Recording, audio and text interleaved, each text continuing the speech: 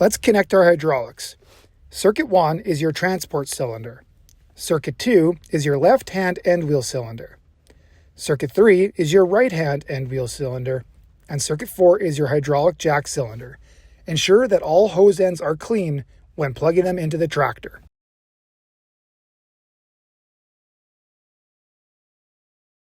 Every Hy-Roller unit includes a startup guide and operator manual. Use the startup guide for quick setup and basic operation, and refer to the operator's manual for detailed information on safety, maintenance, troubleshooting, and parts. Drive the land roller onto level ground, straight behind the tractor.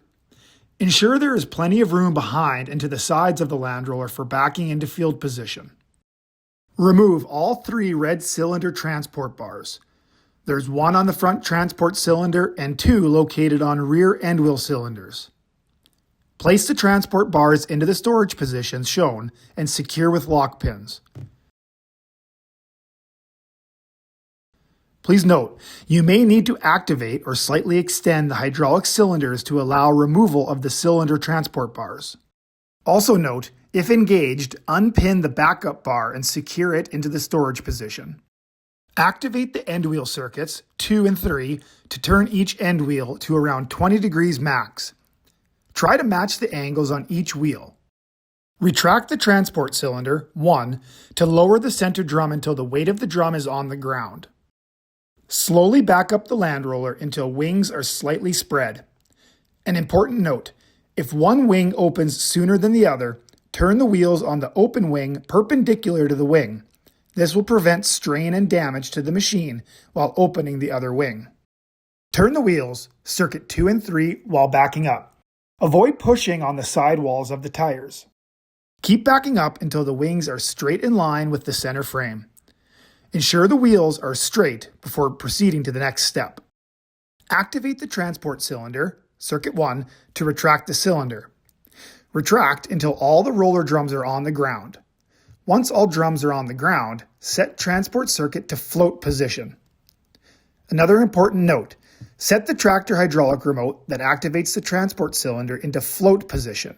This will allow the hitch pole to contour more effectively and prevent strain or possible damage to the machine.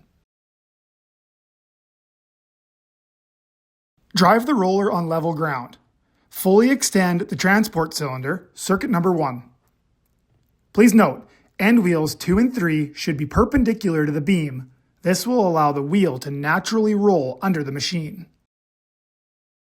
Slowly extend the left-hand end wheel cylinder, circuit number 2, until the wheel is completely turned. Please make sure to turn only one wheel at a time to help anchor the machine while the other wheel turns. Slowly extend the right-hand end wheel cylinder, circuit number 3, until the wheel is completely turned. Drive forward until the roller trails behind. Install the cylinder transport bars onto both the left-hand and right-hand end wheel cylinder shafts and secure.